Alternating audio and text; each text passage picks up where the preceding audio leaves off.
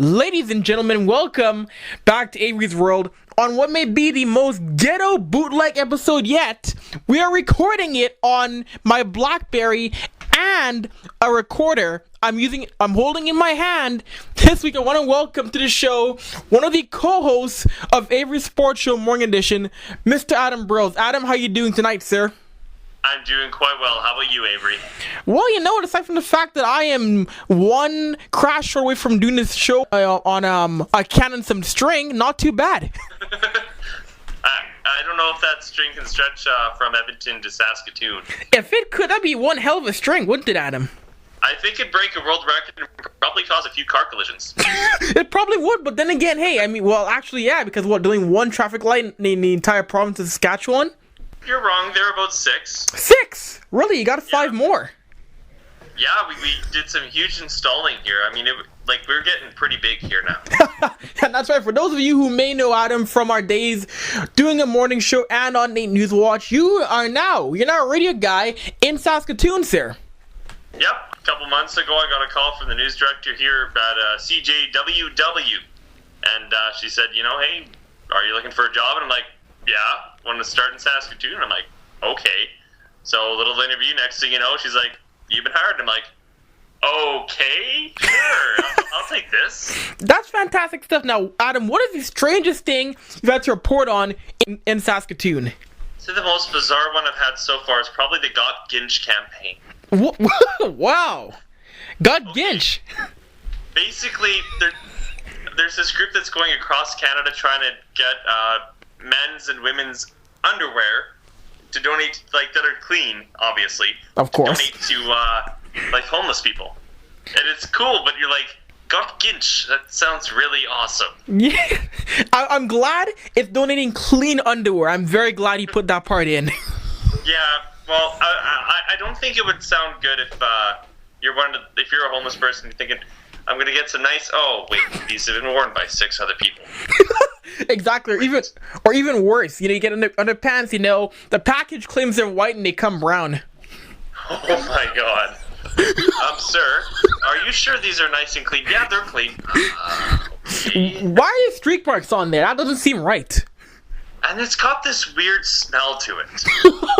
Like a smell that someone just took a big, and I'll stop there. Oh my gosh. It's funny because when we were on air on the radio, it's funny because Nate News Watch, of course, it was a very professionally run student news show. But when we were on the radio with myself, you, and Mr. Matt Ingalls, things got interesting, didn't they, sir, in the mornings? I expected it to get interesting. I didn't expect it to get interesting. I loved how almost every week there would be a threat of Matt wanting to fight you in the boxing ring or in a UFC style fight. And you know what? I was expecting it actually one of the last shows, just for him to just throw down and start beating me up in the studio. It would made for some great audio. I mean, the fist to face. Take me, Avery. See, I've been there just counting, just making sure no one passed out and died. I'd be tapping out and you'd be like, no, Adam, you're not done yet. Oh my gosh. I know when I did our last episode of Avry's World talking to Matt, one thing we mentioned, I was always glad about this, was that we had some of the coolest guests ever, probably in the history of NR92 radio. Oh yeah, I never expected any of what we had. I mean, we had a lot of amazing guests. I couldn't name them all off by hand because they were so awesome. No, I know. And I guarantee you there are at least a few people, like when we went into class, we were like, you got to speak to him? I guarantee they were, and to name a few, we had from TSN, Dave Naylor, Glenn Surdo, we had Jesse Lumsden on, former NHLer Jamie Rivers. I mean, we had some star-packed shows. Yeah, I mean, those are some pretty big names for college radio. It's true. And the two guys that, I wish we could have gotten on. I don't know how we would have pulled it off, but I wish we could have tried to get somehow Jay Onrait and Dan O'Toole. Oh my god. If we got them on. we got to meet them in person, but we didn't get them on. But if we got them on, I don't think I'd be doing an interview because I'd probably be on the ground. Probably. Where I painted. Probably after we did meet them at Central Social Hall, which is a bar downtown here in Edmonton. I mean, I know a lot of people in the States figure, oh, these guys are actors. They're not really genuine. They put on a show. What we see on TV, that's what Jay and Dan really are. And you know what? I did not expect a conversation with Dan O'Toole about bowling. And he carried on it. Like, we went for 5 good minutes about bowling. And I was like, see, these people know their sports. If they know bowling, they know about every sport. They do. It was hilarious. And meaning, I know Jay was tall, but for me being 5'8", now he is a tall bugger, Jay Onright. He's at least 6'5". Oh, yeah. I'm pretty tall. And then I look up and I'm looking up at you. This is weird, but cool. And then it's like, okay, now I got to adjust my head down to meet Dan. That's what, that was probably the first time in a long time with me. Dan was thinking, finally, someone shorter than me. I was just about to say it. I'm like, I was about to ask. I was like, is Dan bigger than you? Taller than you? I think by an inch. He's taller than me by an inch. I mean, because Dan is a tiny man. He is, and it's a weird comparison. It's like you got Jay and Dan. And I mean, it's like, here's Yao Ming, here's Avry. I wouldn't even come to Yao Ming's knees. No. Yeah, I don't think. No, I don't think anyone would come to Yao Ming's chin. No, I think there's a picture online, Adam, of Yao Ming getting into a smart car. It is the biggest mind-you-know-what ever. It doesn't make sense. That sounds like it's really painful for him. I can he must have, when he signed up, he's like, okay, I've got these 18 waivers. If I get injured in any way, I'm getting all my money back. Possibly, because I don't get it, because how does a man who is 7'6" fit into a car that is meant for people who are under 3 feet tall? I'm going to say that for all the chiropractors and probably medical people that he required after that said, yeah, that wasn't going to work. Oh my god, my back is hurting just thinking about that, Adam. My head is hurting thinking about that. Oh my gosh. So anyway, Mr. Adam, being in Saskatchewan, you've had the pleasure this year to watch winning football as the Rough Riders are in a tight playoff race with Calgary and BC in the CFL's Western Division, sir. Man, you know what? I love being here too because I was born and raised in Edmonton, so I'm an Eskimos fan. But when it's it's a Riders game, and I may not like to watch the games, but every once in a while I have to go get groceries and stuff like that. It's a perfect time during a Riders game because there's no one there. It's empty. Like, you go to the superstore, there might be 10 people shopping. And you get in there, in and out in 45 minutes at the most, and you're like, that was easy. Then you come back during a regular Saturday, and or an hour before the Riders game. Oh my goodness. It's insane because you might be able to make it out alive. I can imagine. It's funny because they are one of the few provinces where they only have one pro team in, I guess, the big 6 North American sports, because they have junior hockey, they have the Regina Pats and the Saskatoon Blades, but the Rough Riders, that is the team of the entire province. Yeah, I mean, the Riders are Saskatchewan, and actually, we had a sports poll up on our website a few weeks ago. Would you want a second football team at a Saskatoon version of a CFL football team? And the majority of people said no. Really? We love our Riders. That is incredible, because I figured that, cause it's been rumored for a long time that maybe it could be a Saskatoon team, but to hear that the majority said no, that's interesting. Here's the thing. I mean, the team, maybe in a few, or the city, we're growing, but we're not, I mean, obviously Regina isn't a huge city either, but we're not a huge city at the moment. We're growing. We're one of we're fastest growing cities in Canada.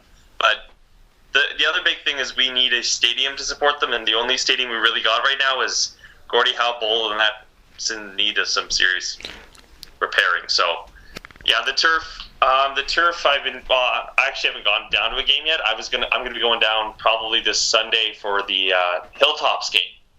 The Saskatoon Hilltops are playing in the Prairie Football Conference Finals against the Regina Thunder. Actually, wait, nope, that's going to be played at a different stadium. Never mind. But anyway, the Gordie Howe Bowl is in quite a bit of need of repair. The field it's all natural turf. Oh, wow. Natural turf in Saskatchewan is not a good idea. No, not at all. There's a reason why every sports arena now that is outdoors goes to artificial turf, because we saw with Edmonton Eskimos for years and years, they had their natural grass field, but playing it in the wintertime became a mess quickly. Mm-hmm. And, I mean, Gordie Howe Bowl is really brutal because, I mean, I've heard it's like from the 40-yard line to the other 40-yard line, it's mud. The whole grass has been ripped up and torn out. And then when it freezes, there's a lot of broken ankles. Absolutely. Trying to get your offense going on what's basically a skating rink, it never works out that well. Well, I mean, if you had the history in hockey and you weren't wearing like the whole football cleats, then you would be okay. But yeah, it does not work for football. But so I mean, there's a group that's trying to change it to artificial turf and make it more of a CFL ready stadium. But before that happens, I could not see a CFL team happening here. No, fair enough. But I know watching Saskatchewan right now, this is a team where I think I would love to have seen Edmonton be. Corey Chamberlain, he has this team playing like a well-oiled machine. Darian Durant, Corey Sheets. I mean, this is a team where I didn't know where they're going to be at, because last year, it was a gong show last year. See this team now back in the top of the Western Division. We could see them playing at home in the Grey Cup this year. Oh, yes. And I mean, everyone is a buzz here. I mean, everyone's like, come on, please make the Grey Cup. Please make it to the Grey Cup, because if they do, I don't think anyone is going to be going out with hearing. But, I mean, the Riders, what I love about them is that they never give up. They're the ultimate fourth quarter team. They don't score. I mean, they can score points in the first and second quarter, but they usually don't. And then it's like, I mean, Riders fans are like, okay, don't worry, we can wait. Then all of a sudden, third and fourth quarters, they wake up and score like 80 points. No, it's true. They are a team that in the second half, they do definitely come back and win ball games. I mean, we've seen before, there's a team where they've had scares, but they've been able to handle it well. Oh, Adam, it's just tough. Seeing the Eskimos team, as a comparison, go from being an elite team to being a 3-13 ball club. I mean, I can't see Kavis Reed staying here in 2014 because he's a really nice guy, but I don't think his job is safe at all. No, I think he's gone too. I'm actually kind of surprised they still have him here as of right now. You know, I mean, it's been an issue that the Eskimos have had to address the last few years, but they still haven't done. And Ricky Ray helped cover it up. It's the offensive line. I mean, everyone's been saying it, but when your quarterback is running around in circles and getting concussions left and right because you can't protect him, what can you do? It's true. You mentioned the O-line. Ed Hervey tore into the O-line before. I mean, watching them play against Toronto, watch this team play against Montreal, against Calgary, there are so many times where I saw Mike Riley's blind side not protected, and I would count. Here comes the sack in 3, 2, 1, and he get popped. Yeah, I mean, I'm actually concerned for his health. Like, I'm concerned he's going to end up getting, like, serious brain damage. It could happen. The amount of hits he's taken, like, to his head, like, it's scary. I mean, right now, with his team out of it, I understand Mike will want to play. Mike is a gamer. Mike is probably the toughest guy in the CFL right now, but what good does it do to have him play? In my mind, let Jonathan Crompton play. Let the rookie get some reps in these final 2 games against Saskatchewan and BC. Yeah, I think that's right. I believe that he can be a great backup. I mean, you let him have some time, let him have some reps, and then, I mean, in game, I mean, he's had to play quite a bit during the regular season because they can't figure out which quarterback to use early on. Nope. But, I mean, yeah, let him play early on, and we'll see what happens. Exactly, they should. I mean, understand Kerry Joseph is your veteran, but Kerry, he hasn't really given his team the best chance to win. Because, I mean, in the game against Toronto, where Riley came out, that was a game where if Kerry doesn't make silly throws, they hang on to the ball game and win at home. And I think they brought him in as more of a mentor, but the problem is that they've never really had a good quarterback. They haven't really. I think for next year, you have to commit all in to Mike Riley, even when Matt Nichols back, because in 2013, there's a guy where he's truly taken over this team. He's, to an extent, made some people forget about Ricky Ray, but in the back of everyone's mind is, well, not my mind, but most people's minds are, Riley's good, but he wouldn't be here if Eric Tillman doesn't trade away Ricky Ray last season. Oh, man. That was one of the worst trades I've ever seen in professional sports. Yeah. what was like what the Eskimos got back? Stephen Giles. Now, don't get me wrong, Giles can be a decent quarterback, but he didn't really show anything when he was in Edmonton. No. And they got Grant Shaw, right? Yeah, so it was Grant Shaw. And I mean, Shaw's had his struggles. I mean, you saw last week when he tried to do kind of a weird, I'm going to throw the football, now I'm punting it. Oh, you blocked it and ran it back for a touchdown. Oh, boy, that play, well, we're in the locker room, and Adam Cook from CTV Sports here in Edmonton, he asked Shaw in the post-game conference, he asked him, was that a fake punt? Was that supposed to be an actual punt? And the plan was to be a rugby-style roll-out punt to get the ball on the ground, so it wouldn't just be landing in a kick return's hands. And Shaw said he hung onto the ball too long. He saw Nate Cowan running downfield. He thought about a pass, it didn't work out. Tried to punt, and by the time he was ready to roll out and punt, every stampeder was on him, and the kick was blocked. Yikes.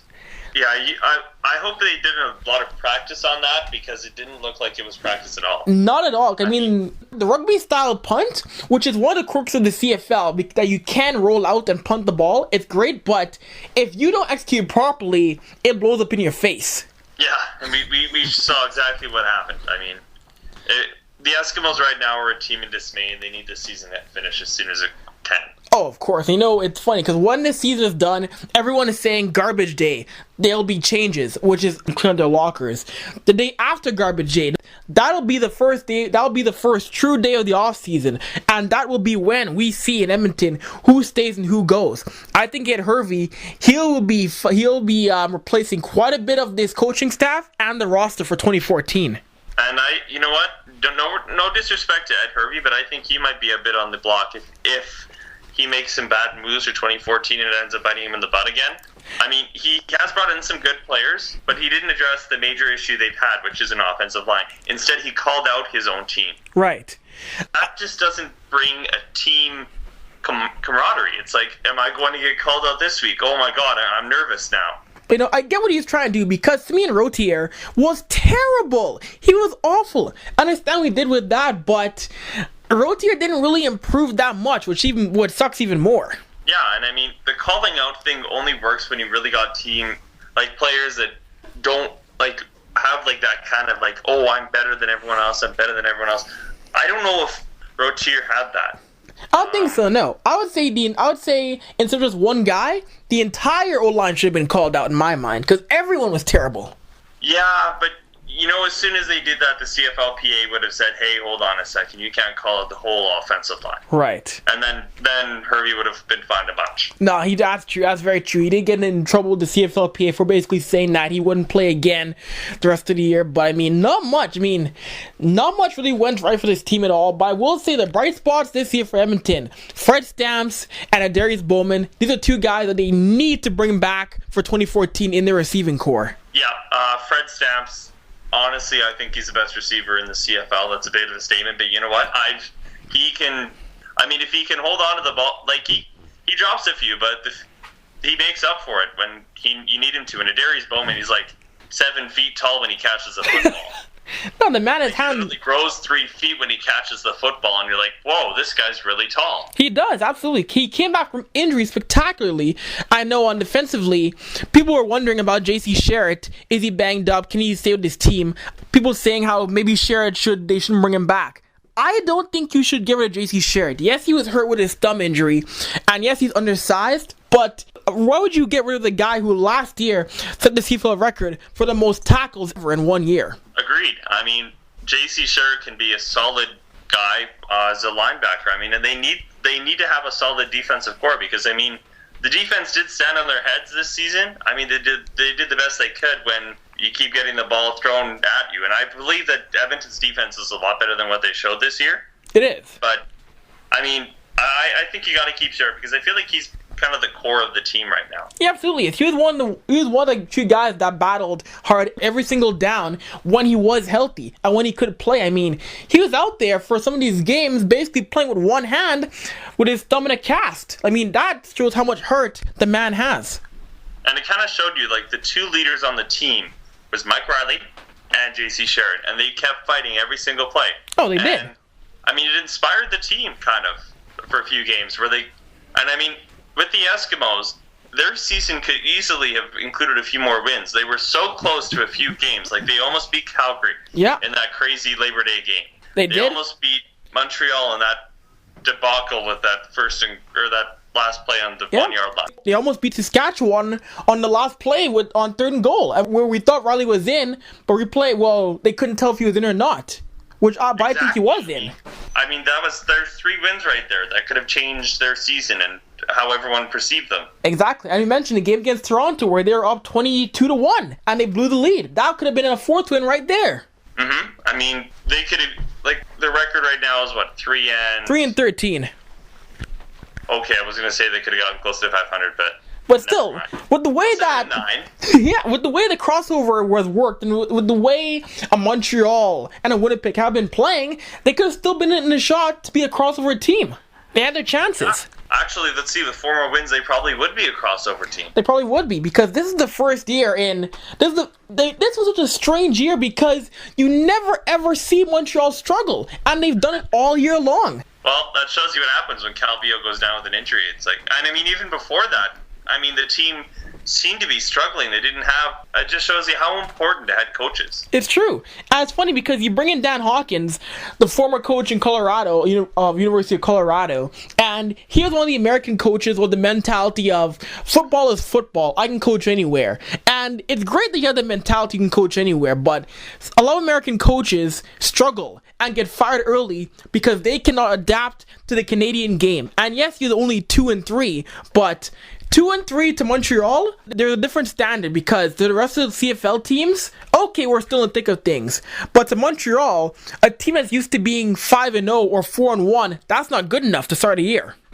Oh yeah, and I mean, what he did was he tried to like change the offense. And when you have one of the group, arguably the best quarterback in football history, and Anthony Calvillo, you can't change his offense because he knows what he's doing. If it ain't broke, you don't fix it. No. And it's clear that Dan Hawkins came in and tried to fix it as a newbie to the CFL, and that has never worked for a new coach who's fresh to the Canadian League. It always ends in disaster. Oh, yeah. And I mean, there wasn't, other than that, I mean, there has been an emergence of other players.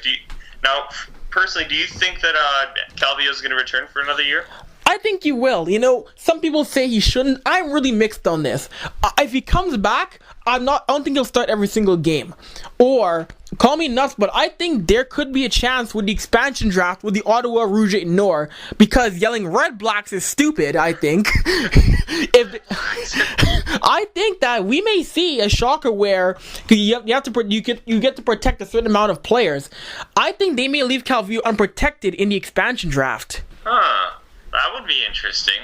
The Ottawa Red Blacks pick up Anthony Calvillo. Yeah, it wouldn't surprise me if next year you have a quarterback tandem in Ottawa of Anthony Calvillo and, say, Drew Tate. I don't know if you'd pick Drew Tate. You know what? I honestly, if you could get someone like, there are so many great new quarterbacks coming up in the CFL. You could get Bo Levi Mitchell. You could get Zach Caleros. You could get DeMarco. I mean, it's true. There are so many good backup quarterbacks now that honestly, it's kind of like they've got the toughest decision out of any team this offseason. Exactly. In Ottawa, they could be one of the few expansion teams that's not bad, that's not terrible next year. Honestly, yeah. I mean, with any of those quarterbacks, you could easily hit at least 500, and then depending on what you get for wide receivers and running backs and defense, you could have actually a playoff team. You absolutely could. I mean, it's so good to see. I just hope it lasts now in Ottawa, because the CFL is much better when there is 9 teams in the league and Winnipeg can shift back into the West. Because Winnipeg, if you look at a map, they are not an Eastern team.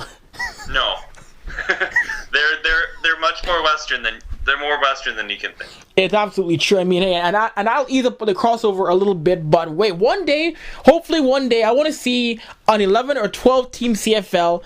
If it could work one day, a team in Saskatoon, a team in Quebec City, and a team in the Maritimes to fill it out. I really hope honestly, I'd love to see Saskatoon. I'd love to see a team in Quebec City, but I really want to see a team in the Maritimes. That could work.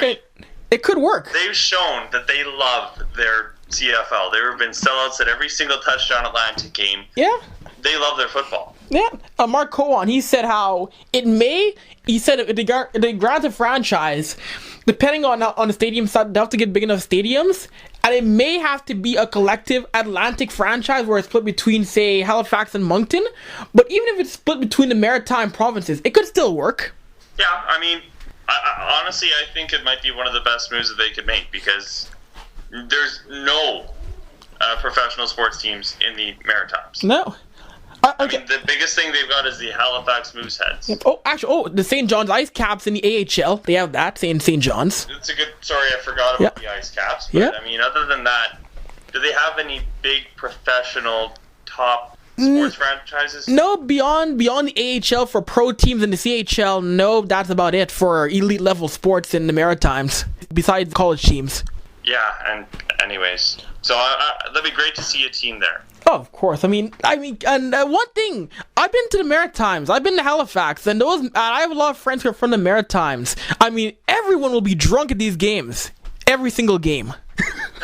That's all that matters. Who cares about how the team does as long as everyone's drunk? I mean, honestly, the taps in the bathrooms will be flowing out beer instead of water. That's not a water fountain, son. Just go get your Sprite or something. I'll have a sip. I mean, hey, but hopefully the stadium there is set up in time, unlike what we saw in Winnipeg after how long it took for them to get their stadium functioning. Oh man, that's a debacle. That was a massive debacle. I mean, I talked to Troy Westwood, Bombers legend, a few months ago about the stadium, and Troy, he was so steamed. He said how it's a joke, Avry, because I think the first game they had at Investors Group Field, only one concession stand was open in the entire stadium, and there was limited bathrooms for the first game. God. Just like one concession stand with like however many thousand people were there. It's like, okay, we're running out of hot dogs, guys. Where do we go? And there's nowhere else to go. And they couldn't really go back. They couldn't really go back to their old stadium because it's basically already been torn down. So they had no choice. Yeah, I mean, and wasn't there like a traffic issue there because there was like some concert or something the night before, and they didn't really do a great job of coordinating. Right traffic spot. No, traffic was terrible. Yeah, poor traffic, and Canada Stadium is already torn down. That's a terrible mixture for a home opener. Now, what do you think about Guelph? I mean, it was quite a unique twist in Hamilton, and you know, I think they had great fan support there. It just seemed kind of weird. It's like, oh, guys, we're going to be going to play Hamilton in Guelph. It is a bit strange. And it's funny because Guelph was their second option because they were gonna try and play in Waterloo, and Waterloo said to them, "No, that's for our university team. There'll be too much congestion of our football team, our soccer team, and air sport playing there." So Waterloo told them to bug off, go find somewhere else. So they had to scramble, and they talked to Guelph because like they were on the 11th hour trying to find somewhere else to play in Ontario. Yeah, definitely. Switching to the NHL, we may as well talk about the Oilers and this is a team where, you know what, their start's been a bit iffy, but I gotta say this. The win in Montreal, that is Oilers hockey. That was what we've been waiting for the start of the year. True fire wagon hockey. And man, Lars Eller's probably regretting what he said. You know what? I'll say this. I understand what he was trying to say about this team playing a junior hockey team. If he just said like a junior hockey team, they take a lot of chances, they take risks, you know what? Maybe no one's that upset. But when he said they have no systems, that's when it gets to be bulletin board material. Oh yeah, and as soon as he said it was a junior team, you don't say that because it's the Oilers. They won 5 Stanley Cups. It doesn't matter if this isn't the team that won 5 Stanley Cups. They won 5 Stanley Cups. They are not a junior team. No. But, I mean, I can understand what he means. I mean, the defense hasn't really... I mean, a lot of the offensive players aren't awesome at defense. No, it's true. Neil Yakupov refuses to play defense. It's true. And the defense has been struggling for such a long time, and it feels like they haven't been addressed. Like, they keep throwing other names in the pile, and it's like, oh, maybe this one will work. Nope. Okay, how about this name? Nope. And then the goaltending... I mean, you had Javi Bulin behind Dubnyk for a long time, and I mean, no offense to Javi Bulin because he's won a Stanley Cup, but it's kind of tough when you got an older guy that hasn't really performed to Dwayne Rollison's standards. No, it's very true. And you mentioned the defense. I mean, after one thing, I'm doing an article on Neil Yakupov's defensive play because that's the difference between a young team like Edmonton and Colorado. The guys in Colorado, and Matt Duchene and Gabriel Landeskog, they're great offensively, but they're sound defensively as well. The guys in Edmonton, they don't get back. And it's not the 1980s anymore. If you don't play two ways, you're going to get burned. And the best thing with Colorado is that they've got a head coach that knows the defense is a good thing. Yes, absolutely. Because if their head coach didn't have defense, it might be a bit tougher for him to have a success in his career. Patrick Waugh. Exactly. Patrick Waugh knows what it means to play good, sound defensive hockey. And with Dallas Eakins, he admitted that he didn't think it would take as long to fix these messes. And I can't blame him because there's a team that's rebuilding, and there's going to be a crossroads where they'll have to decide, are we going to end up becoming the Penguins or spending the next few years of mediocrity and becoming the Florida Panthers of Canada? You know, when I think of the Oilers, I think of like a little preschool, and there's two little kids, and one kid keeps trying to build up blocks, another kid keeps knocking them down. And it's like every year just tries to build it up, and then some little kid comes over and kicks them down. It's basically what it is. It is like. Can we build this structure, please? It is. It's a lot of times it's 2 steps forwards, 18 backwards. And then we'll go another 12 forwards, and then we'll go 3 backwards, and then we'll go another 6 forwards, and then about 26 backwards. It's true. I mean, it's a team where I think, and this is the year, we've heard it for so long. People are getting fed up. We're now at the point where there can be no more next year's the year. This has to be a year where they'll play meaningful hockey in April and in March. Yeah, honestly, I'm getting kind of sick of it's going to be a better year next year, and I really am getting sick of it. And I guarantee I don't know what it's like in Edmonton right now, but I feel like there needs to be, at least this year, there needs to be, I'm ready for playoff hockey. Absolutely. Everyone's ready for playoff hockey. I mean, you know what? These 2 wins right now, these 2 wins against Ottawa and Montreal, everyone's starting to calm down a little bit, but Neil Yakupov, to see he only has 1 assist still is slightly concerning. But Mark Arcobello, the dude comes up from Oklahoma City and is tied for the league lead in assists. Dude, work. I mean, like when he came up last year, everyone was like, oh goodness, I don't know if he's ready to come back. I don't know if he's good enough. I don't know if he's a really small center. He's not going to succeed. Well, obviously he's doing something right now. He is. He absolutely is. And then again, when you're playing between Hall and Eberle, it really does help out your stats. Oh, it does. I mean, and he's playing like a guy. Yes, he's on this roster, but he knows that when Sam Gagner comes back, he may go back down. So he's doing as much as he can to show Dallas Eakins and to show Craig McTavish, let me stay here in Edmonton. Don't send me back down to the American Hockey League. And you know what? I think he's really putting up a case for putting him on like that top line with Hall and Eberle. He absolutely is. It's going to be really weird when Gagner comes back because it's going to be so hard to decide, what do? Do you keep him or do you send him back? There's going to be some tough decisions. You know what? If I was him, if I was Eakins, if I was him, I would say, you know what? I'd put Arcobello first line. I would put Gagner in the second line with something like Smith and Hemsky, because Smith is playing great this year. I would keep Boyd Gordon in the third line, and then whoever's playing center in the fourth line, it's somebody. It's Will Acton. Oh, okay. Well, we definitely want to keep him because I don't think he'll be sent down because otherwise his dad will be unhappy. Exactly. If you saw the game against Vancouver, he told John Tortorella to shut his something mouth. Ryan Smith, well, we won't actually suggest that, but yeah. Yes, Keith Acton, I would not. Like, that's the thing. See, that is the one thing about NHL coaches. I would not want to make any NHL head coach angry if he was a former NHL player. I don't care who he is. If he's Dallas Eakins, if he's Pat Quinn, if he's, I don't care. He can still hurt you. He's wearing a suit, he can still hurt you. Like, I guarantee you, Bruce Boudreau is still receiving counseling after that whole debacle in the first game of the year for him. Oh, wow. Like if I looked over and I saw Patrick Waugh trying to knock over the stanchion and doing a good job at it, I would be freaking out. Patrick Waugh is still crazy. He is still crazy. Obviously, he's crazy good because Avalanche are one of the best teams in the league. My goodness, that start of 7-1-0, and on top of the new Central Division, that is a team that was going to be dangerous to play against if they make the playoffs. They're a very scary team right now. I didn't expect them to be this good. I expected them to be, middle of the pack, fighting for a playoff spot, but not this good. No, not leading the division. Oh, wow, and our last NHL point before we get to our juicy, before we get to your roast story, Mr. Adam. Mr. John Scott, out of the Buffalo Sabres. This dude is just, I believe, to an extent, you have to be talented to an extent to play NHL. Everyone has to be. But John Scott's talents are nowhere near enough to stay in NHL. Tonight, he elbows Louis Eriksson of the Boston Bruins with a dirty elbow after Eriksson gets rid of the puck. I mean, what is this guy's problem?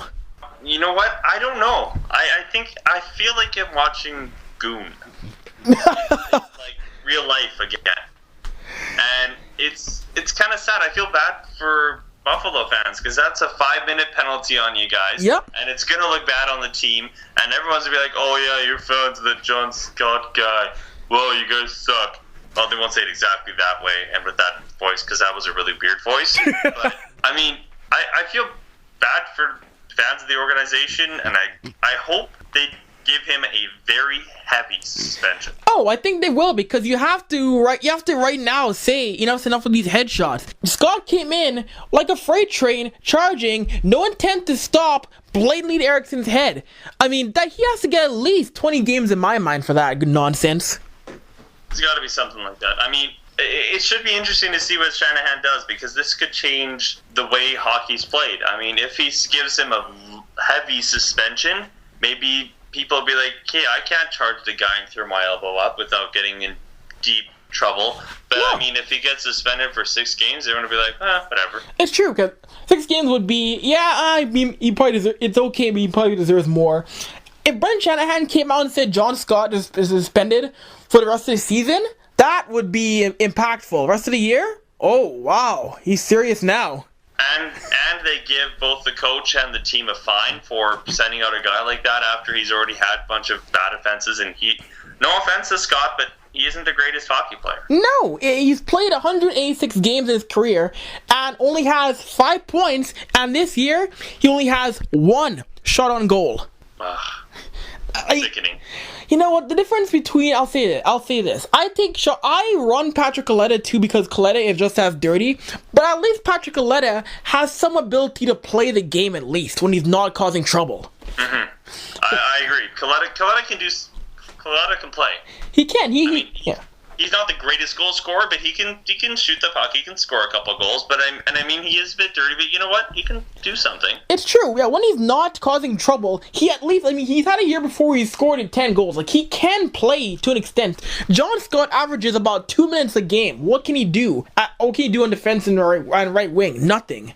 I want you to beat up that guy over there. You're on the ice. That's it. I'm ready.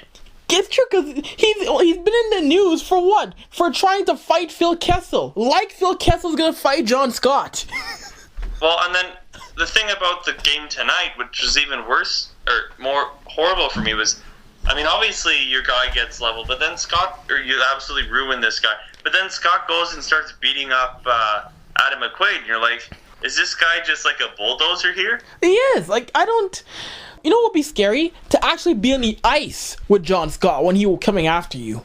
That would be really scary. I could just imagine seeing this 7-foot guy chasing me down and I don't know how to skate, so it'd be even worse for me. I'd probably just be falling on the ice, trying to crawl away. He'd end up picking me up and just start throwing, and I would probably be crying as he came towards me. Probably, and you mentioned 7 feet tall. Yeah, on skates, he probably is close to 7 feet tall on skates, because that's just I don't blame Phil Kessel for just swinging at him with a stick. I'd do the exact same thing if I was Phil Kessel. Yeah, I mean, I agree. I'd probably just start saying, "Get away! Get away! Get away! Don't hurt me!" Yeah, because I played contact sport. I grew up playing lacrosse against big boys, but a guy who's almost 7 feet on skates, if I try and fight, I will get every tooth knocked out of my head. Yeah, that would not be pleasant for Avry. Although Actually, I won't say it. Yeah, no, I was wow. gonna make a joke, but I realized this is never anyway. Did it involve someone whose name rhymes with Dat Jingles? Yeah. But that's a different episode. Oh my gosh, Adam. Before we wrap things up, I know, sir, let's just say you were treated to your first session of being roasted in Saskatoon, weren't you, Adam? Oh my. Okay, so it was exactly 1 month to the day that I had started on my exciting jump to Saskatoon, and so I was part of a group, or kind of like a group. We were sponsoring an event, so us, the Saskatoon Media Group. That's awesome plug. Anyways, we got this nice platinum seating at the front of the event, so we're like, okay, this is pretty cool. This is nice. Get a good lunch. Gets entertained by a comedian who happens to be on Just for Laughs. Okay, that's cool. So we get to the comedian. The rest of the stuff kind of went a bit long, and I'm like, okay, it's 2.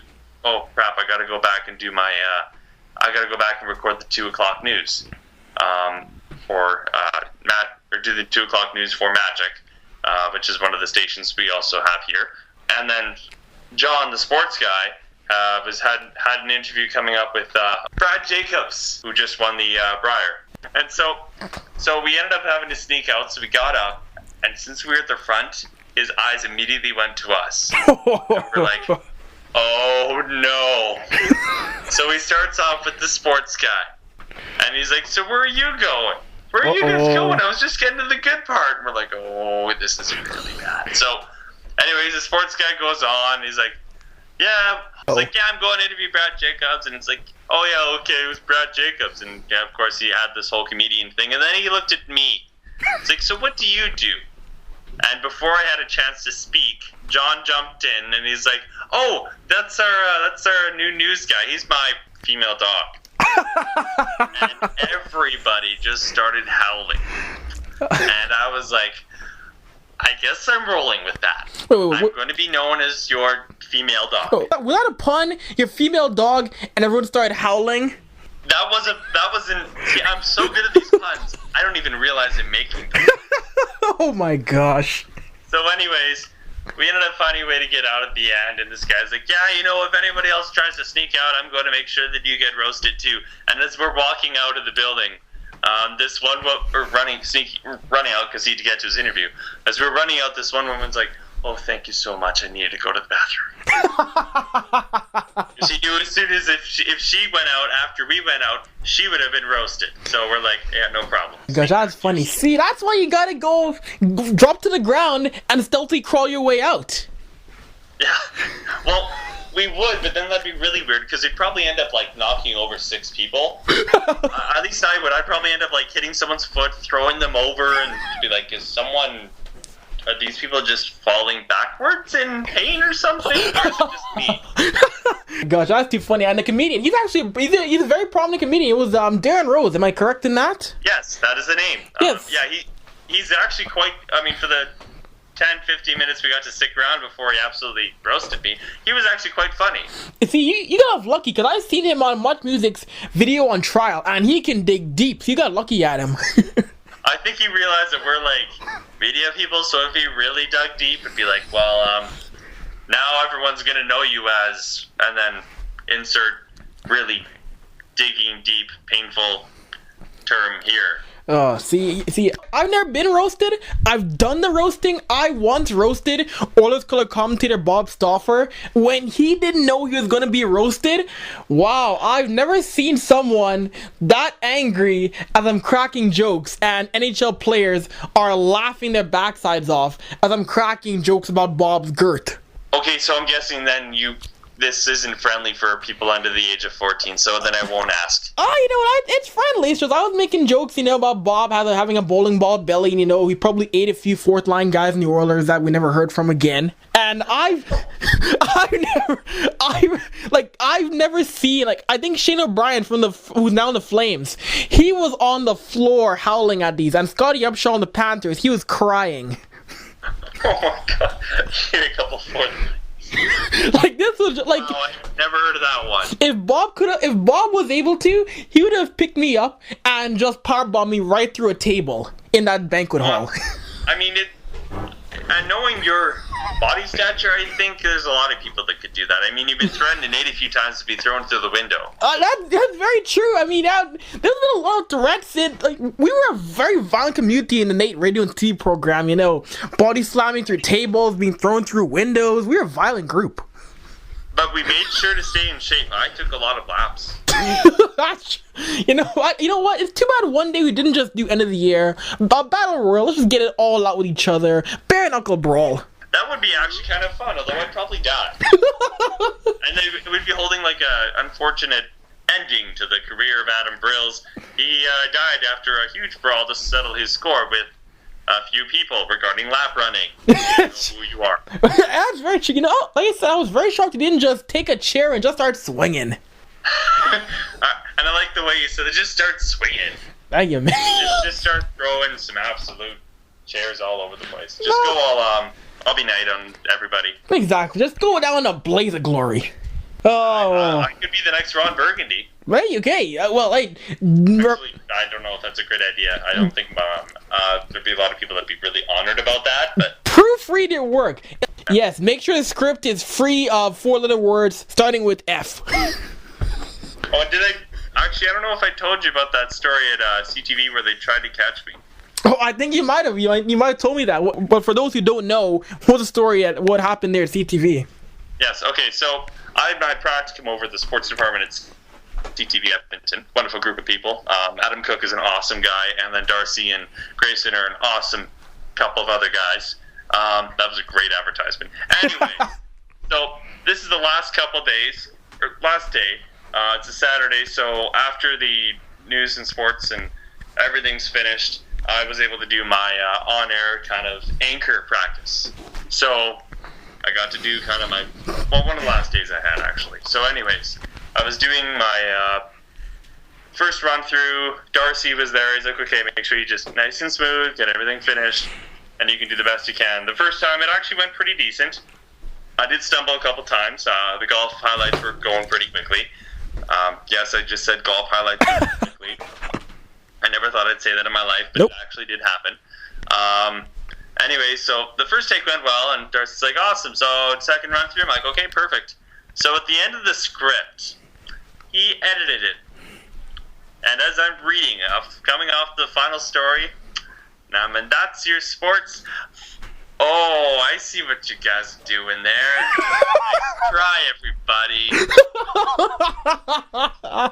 That seems... They put PH and last three letters in truck. you San Diego, and I'm like, oh, you guys are clever. Oh my gosh! See, that seems like something they would certainly do. See, I was lucky when I did my inquiries. When I was at CTV Sports, I had Natasha Stashevsky, who's now at TSN. She would have never done that to me, but Darcy and those guys, yeah, you got lucky at him. You're lucky you paid attention. I know.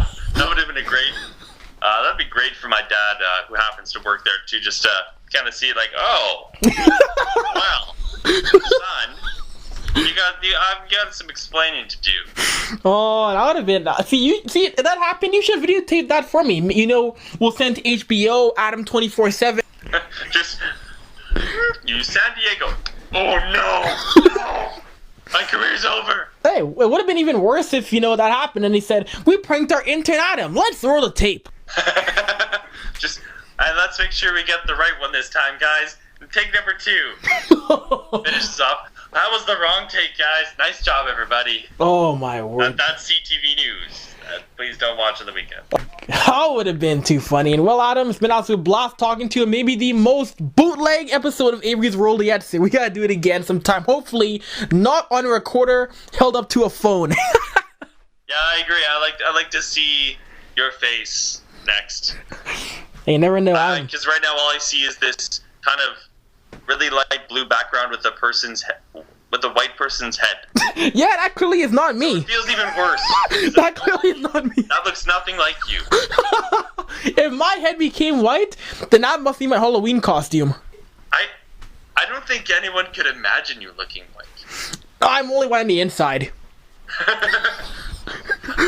Sometimes I question that. Oh my god. God. Anyway, man, again, we'll do it again. Maybe we'll do a full reunion of myself, you, and Mr. Matt Ingalls. Avery's World episode 6. SoundCloud, YouTube, this will be a blast. Thank you again for coming on and joining the madness, Adam. Yeah, well, thank you very much. Of course, man.